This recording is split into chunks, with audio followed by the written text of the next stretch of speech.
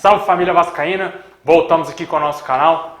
Meus amigos, hoje é dia de Vascão. Hoje o Vasco enfrenta o Bahia aí às 7h15 da noite lá na Bahia. Vamos falar muito sobre esse jogo, a provável escalação do Vasco. E também vamos falar aí sobre os desfalques que o Vasco vai ter para essa partida e também aí de um possível retorno de um velho conhecido do Vasco. E por último, vamos falar aí também sobre as eleições diretas do Vasco. Bom pessoal, eu peço para você deixar o seu like, se inscrever aqui no canal, só clicar no botãozinho vermelho. Muito obrigado a todos os nossos 51 mil inscritos. Muito obrigado mesmo, vocês estão fazendo a diferença aqui no nosso canal. Também peço para você ativar o sininho das notificações. E lembrando aí que no final tem salve para a galera que está sempre comentando aqui no canal. Eu queria mandar um abraço aí para o meu amigo Bruno Mendes, que está sempre mandando um abraço para mim lá no Instagram. Bom pessoal, o Vasco enfrenta hoje o Bahia às 7h15 da noite. O jogo será na Bahia, lá em Salvador, e o Vasco busca aí mais uma vitória no Campeonato Brasileiro. Infelizmente vamos contar com vários desfalques para essa partida, jogadores importantes, titulares, e o Vasco talvez possa ter várias dificuldades nessa partida devido aos jogadores que vão entrar. Provavelmente a escalação do Vasco deverá ser Fernando Miguel, Iago Pikachu, Weller, que vai entrar no lugar do Oswaldo Henrique, que foi poupado juntamente com o Castan, e a zaga será Weller e Ricardo Graça. Na lateral esquerda, o Henrique, no meio ali, o Richard, Raul, Andrei e Marco Júnior, aquele meio campo bastante inchado. E no ataque, o Ribamar e o Marrone.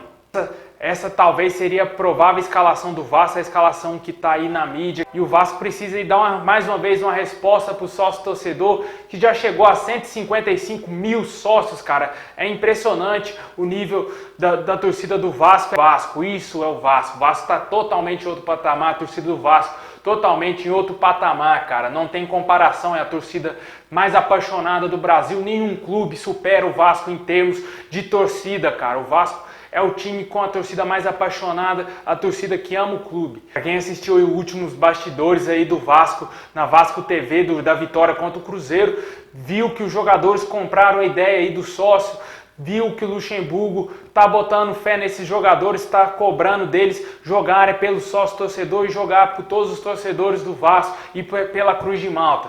E esperamos essa entrega hoje no jogo de hoje para que o Vasco termine de maneira honrosa aí. Já garantimos a vaga na Sul-Americana. Estamos garantidos na competição internacional do ano que vem. Libertadores, infelizmente, não deu. O Corinthians venceu o Ceará e acabou com todas as mínimas chances do Vasco de disputar a maior competição das Américas. Mas vamos torcer para que o Vasco monte um elenco competitivo para que o ano que vem a gente possa aí buscar o título da Sul-Americana, que seria grandioso para a nossa história aí, para o Vasco dar mais um salto na sua história e voltar a conquistar um título internacional, porque já tem muitos anos que o Vasco não faz essa façanha.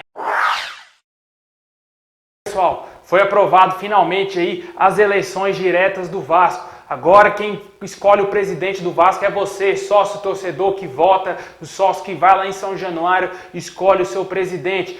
O sócio que vai decidir o futuro do Vasco agora, não é mais conselho deliberativo, não é mais aquelas panelinhas que a gente viu acontecer com o Campelo. Agora é você, sócio. O novo presidente do Vasco de 2020 está na sua mão. Quem será o eleito? Você vai decidir, você que vota. Infelizmente eu não sou sócio votante do Vasco. Eu queria muito ser para poder votar aí na melhor opção para o Vasco. Se você que está me assistindo pode votar nas eleições para presidente do Vasco, faça a sua parte, que o Vasco tende a ganhar com a sua escolha, com a melhor escolha para o Vasco para os próximos anos. O Campelo, apesar de ter feito o que fez na última eleição, nesse último mandato dele, nesse último ano agora, em 2019, parece que ele está tendo uma melhora aí. O ano passado ele pegou o Vasco totalmente destruído, não tinha muito o que fazer, infelizmente ele herdou contratos da Diadora que até hoje eu não entendo. Essa é uma crítica minha que eu faço ao Campelo, que ele já deveria ter rescindido esse contrato. Todo vascaíno acha que já deveria ter rescindido esse contrato com a Diadora, porque é uma piada. E também outros contratos aí que foi feito pelo Eurico Miranda, venda de jogadores, e infelizmente o Campelo herdou isso daí. Mas a princípio parece que ele está conseguindo dar a volta por cima, parece que vai ser transparente em questões aí do sócio torcedor, conseguiu a concessão lá do terreno para o Vasco para a construção do CT e e parece que está dando aí um salto para o próximo presidente que assumir pegar o Vasco mais limpo, mais tranquilo. Torcemos para que tudo isso aconteça de verdade. O ano que vem o Vasco já tem o seu CT e que já possa treinar no seu CT e seja o maior clube do mundo com o maior número de sócios.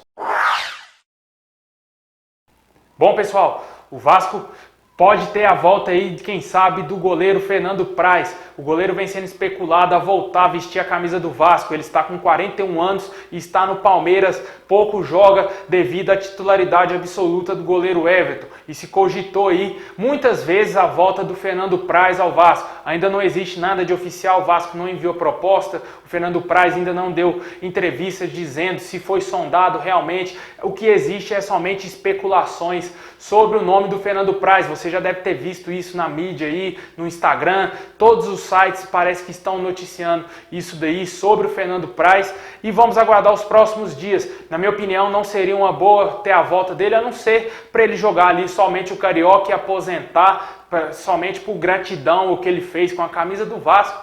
Mas em termos futebolísticos, eu acho que o Fernando Miguel é muito melhor do que o Fernando Praz por ser mais jovem e também por estar já jogando. O Fernando Praz está parado e um goleiro de 41 anos parado, sem jogar, e não vejo uma coisa tão grandiosa assim, não vejo que seja uma boa contratação. Mas vamos esperar aí, a não ser que o Vasco, como eu já disse, queira parabenizar o Fernando Praz aí pela conquista da Copa do Brasil e pelo que ele já fez com a camisa do Vasco, dando aí um contrato de 6 meses talvez, mas eu acho que o Vasco não é lugar para isso. Eu acho que seria interessante o Fernando Praz se aposentar, não é, meus amigos, ou procurar algum outro clube pequeno que ele possa estar jogando. Eu acho pouco provável que no Vasco ele seja titular.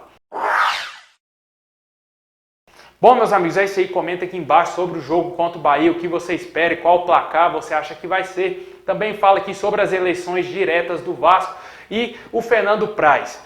Bom, pessoal, é isso aí. Agora é a parte que eu mando salve para a galera que está sempre ligada aqui no canal. Eu quero mandar um abraço aí por Walter, em Belmonte, na Bahia, muito obrigado. O Celso Alves, em Niterói, no Rio de Janeiro, muito obrigado. O Júlio Gabriel, ele pediu um salve para o pai dele, Júlio Bernardo, em São José da Tapera, no Alagoas. Muito obrigado, Júlio, um abraço para o seu pai. Um abraço também para o Conrado Filho, em Campo Maior, no Piauí. O Manuel Cristóvão, em Porto Velho. Para o Rony, em Sinop, no Mato Grosso, muito obrigado. O Alan, em Ceilândia, no Distrito Federal. O Ronald, aí, em Linhares, no Espírito Santo, muito obrigado. O Paulo dos Santos, em Extrema Frânio, no Pernambuco, muito obrigado. E para fechar, o Bruno Mendes aí, que eu já disse o nome dele no início. Muito obrigado, Bruno. Obrigado a todos vocês. Saudações vascaínas a todos. E torcemos para que o Vascão vença aí mais um jogo e que dê mais um salto aí na tabela. Tamo junto, saudações vascaínas a todos.